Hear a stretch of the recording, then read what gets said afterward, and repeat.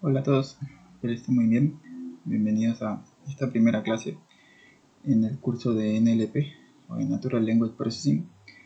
Y bueno, básicamente en este curso la idea es poder explorar diferentes técnicas para analizar texto.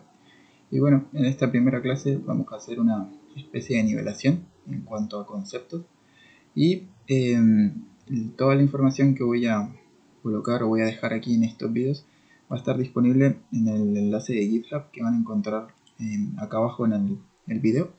Y como pueden ver, ya ahí está el primer notebook, que es con el que vamos a trabajar hoy día. En este caso vamos a comenzar con una anotación de nivelación. Primero vamos a hablar de lo que es lenguaje natural.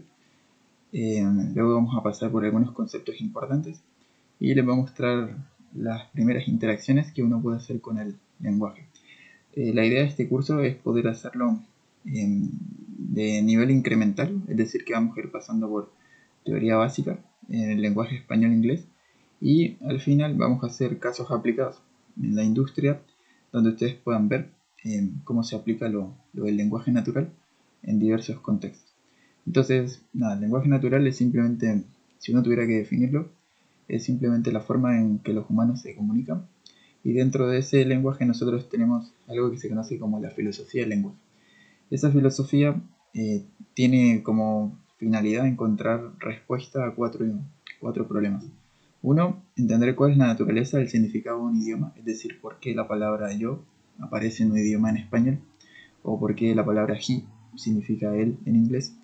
El uso del lenguaje se refiere a cómo nosotros nos podemos comunicar, ¿no? Después tenemos lo que es la cognición, y ahí es cómo el cerebro humano interpreta el lenguaje y lo asocia a un objeto. Y lo cuarto es cómo nosotros podemos relacionar el lenguaje con objetos abstractos que se asocian a la realidad. Y bueno, uno de los modelos más sencillos para entender el lenguaje fue el propuesto por Charles Owsley en 1923, en donde establece que cualquier lenguaje necesita tres cosas, lo que es un referente, un símbolo y un pensamiento. El referente se refiere a la palabra o lo que nosotros estaríamos diciendo. Ese referente se asocia a un símbolo. Eh, Cuando nosotros decimos algo lo estamos abstrayendo en una simbología dada y además con ese símbolo podemos establecer lo que es un pensamiento o una referencia respecto a lo que estamos diciendo. Y bueno, ese fue uno de los primeros lenguajes. Después hay una gran teoría de la psicología detrás de esto y uno de los señores que se llamó Skinner entendía que el lenguaje no era solo inductivo sino que se aprendía a través de la experiencia. Pero bueno, eso es como una notación básica. Vamos a hablar ahora de otro concepto que es la lingüística y tiene que ver con cómo nosotros entendemos el lenguaje desde su forma, su sintaxis y su significado. En ese sentido nosotros tenemos que la lingüística tiene distintas fases o distintas facetas si se quiere. Nosotros no vamos a ver todas en el procesamiento de texto automático, pero sí es importante saber que hay, por ejemplo, facetas como la fonética, la fonología, la sintaxis, la semántica, el léxico, la pragmática, el análisis de discurso, la estilística y la semiótica. Para este curso en particular nosotros nos vamos a enfocar mucho en lo que es la sintaxis y la semántica, ¿ya? Entonces, bueno, eso como para que lo tengan presente. La sintaxis se refiere a cómo nosotros podemos asociar de forma gramatical las distintas palabras, ¿ya? Y la semántica tiene que ver en cómo entendemos el significado del lenguaje. Y hay semántica léxica, que se asocia a entender el significado de las palabras, y semántica composicional, que tiene que ver cómo nosotros enlazamos palabras. Estos dos componentes de la lingüística son el fundamento del NLP, ¿ya? Y bueno, otro concepto importante y que vale la pena mencionar antes de entrar a detalles es lo que es la sintaxis del lenguaje. Dentro del lenguaje nosotros tenemos lo que son palabras, las palabras conforman frases, las frases conforman cláusulas y las cláusulas conforman oraciones. Las palabras son las unidades más elementales de lo que es el lenguaje en un idioma dado. Cada una tiene un significado propio. Las frases son agrupaciones de palabras y básicamente por medio de conectores se pueden establecer ese tipo de, de estructuras. Después vienen las cláusulas. Las cláusulas son simplemente grupos de palabras, o si se quiere son como estructuras, varias frases conectadas por, por lo que son adverbios, pronombres, entre otras cosas. Y las cláusulas siempre tienen un sujeto y un predicado. Pueden ser imperativas, declarativas, relativas, exclamativas, entre otras. Y ya cuando juntamos varias cláusulas, como por ejemplo un párrafo argumentativo, ahí hablamos de oraciones. Bien, otra cosa importante es la tipología, o también se le conoce como topología del lenguaje. Cada lenguaje se puede clasificar de acuerdo a la forma en cómo utiliza el orden de las palabras. En el caso particular del inglés, francés, mandarín, español y todas las lenguas latinas, usualmente, la forma, el orden de las palabras es sujeto, verbo, objeto. Y esto hace que sean bastante fáciles de analizar comparado con otros idiomas, como por ejemplo el hebreo, el irlandés, entre otros. En particular, por ejemplo, si uno analiza el inglés, un ejemplo sería, no sé, he ate cake, él comió el pancake. Ahí, como ven, está el sujeto, el verbo y el objeto. Lo mismo pasa en el español, él come pancake o come torta, lo que sea, siempre va sujeto, verbo y objeto. Entonces, bueno, cuando hagan el ejemplo, si traducen esto del inglés al hindú o del español al hindú, se van a dar cuenta que el orden cambia, ¿no? Y van a ver que cambia un poco lo que es, primero aparece el sujeto, luego el objeto y luego el verbo, ¿no? Ahí puse otros lenguajes, pero como nos vamos a enfocar solo en inglés y español, bueno, es importante que lo tengan presente. Otro concepto importante tiene que ver con el corpus. El corpus no es nada más que simplemente un conjunto de palabras, ¿ya? Ahora, dentro del corpus existe algo que se conoce como el corpora. Ese corpora es básicamente una agrupación de palabras con un sentido que permiten entender un lenguaje. Y con el corpora nosotros podemos armar lo que es tagging, es decir, etiquetar palabras. Si de repente es un verbo, un adverbio, lo que sea. Podemos encontrar raíces, lemas, constituciones gramaticales, tipos de semántica, entre otros. Algunos de los corporas más comunes para el idioma inglés son, por ejemplo, el KWC, el Brown, el Collins, el Childs, el Wordnet, que fue creado por Google, el Penban, el Coca, el Google Ngram.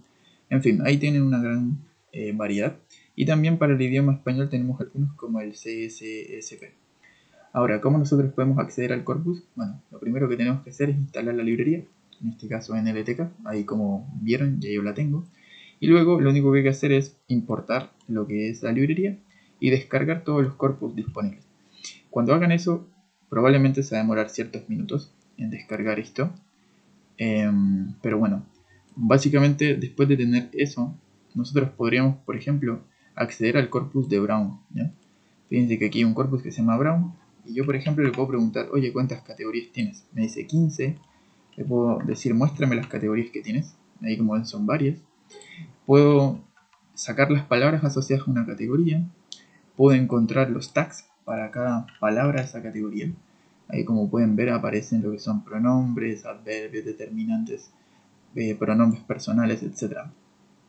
También podría encontrar todas las oraciones que estén asociadas a la palabra, a la categoría mystery. Eso es lo que estoy haciendo con este join de las oraciones. Y también podría encontrar solo las palabras que me interesen. Aquí estoy buscando cualquier palabra con su tag respectivo siempre y cuando alguno de los tags sea pronombre propio o pronombre personal. Y bueno, en ese caso, como ven ahí me está devolviendo esos resultados, ¿ya? También podría usar una función que se llama FregThis, que permite contar lo que son los pronombres, en este caso cuántas veces aparecen. Puedo utilizar la función mostCommon para saber cuáles son los 10 principales. Y un ejemplo de cómo acceder a un corpus en español sería este que se llama el CSSP. Este es un corpus de noticias de diferentes medios españoles y se utiliza también como mecanismo para poder entender el lenguaje. En este caso particular, como pueden ver aquí, ahí saqué todo lo que son las oraciones funcionales. También podría, por ejemplo, contar lo que son verbos en tercera persona, bueno, etiquetas de tercera persona del plural en el presente perfecto simple. Eso es la etiqueta que está acá. Ahora, ¿dónde pueden encontrar más documentación sobre este corpus? Bueno, ustedes pueden ir acá y colocan el post tagging del famoso CSP y ahí van a encontrar bastante documentación acerca de este corpus, de cómo se construyen, cuál es la idea detrás y van a encontrar que también hay una gran posibilidad de opciones dentro de ese corpus. Yo por ejemplo aquí solamente estoy contando cuando el ítem, es decir, la etiqueta, sea, no sé, tercera persona del plural del pretérito perfecto simple. Ahí voy a estar contando cuántos aparecen, cuántas palabras. Y luego estoy haciendo una proporción. Eso se va a demorar cierto tiempo, porque son bastantes palabras las que tiene ese corpus, son cerca de 5 millones. Y ahí me va a sacar la proporción de palabras que satisfacen esta condición. Ahí como ven son 629 de 192.000. Al final este corpus es un poco reducido. Así que bueno, aquí al final también introdujo un nuevo corpus que se llama el WordNet, que es este que les estaba diciendo, que creó, se usa mucho. Es una estructura creada por Princeton que luego modificó Google y está diseñado para entender la semántica y el léxico del lenguaje en inglés. Entonces, en este particular, si ustedes lo miran, yo por ejemplo puedo decirle, no sé, búscame alguna palabra y encuéntrale sinónimos. Él lo que va a hacer es buscar sinónimos que tengan una similitud parecida a esta palabra. Y como ven acá, ahí me devolvió motorcycle, bicycle y bueno, etc. De la misma forma yo podría, para cada uno de estos sinónimos, encontrarle el tag, decir qué tipo de palabra es, la definición y mostrarle ejemplos. Pues, por ejemplo aquí, no sé, motorcycle, aquí te dice la definición, te dice que es un pronombre y te dice que tiene 2 ruedas y que tiene un casco fuerte. La bicicleta lo mismo, ahí te da una definición y así, ¿ya? Hay incluso definiciones que pueden variar, porque bicycle puede ser un pronombre, pero en otros casos podría ser también un verbo, ¿ya? Así que bueno, eso para que lo tengan presente. Bueno, y otra cosa antes de terminar el video es definir el NLP, ¿ya? NLP es simplemente un campo de la inteligencia artificial que tiene sus raíces en la lingüística computacional y que se dedica al diseño y construcción de aplicaciones para entender el lenguaje, ¿ya?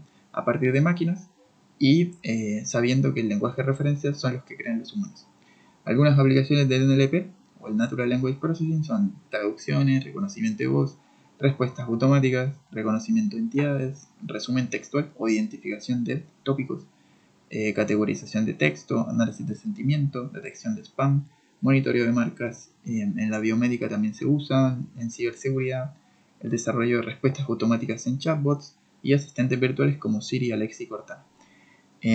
Nada, esto sería como la notación básica que necesitamos tener clara para en los próximos videos poder entender un poco cómo es el funcionamiento general de lo que vamos a ir aprendiendo, ¿ya?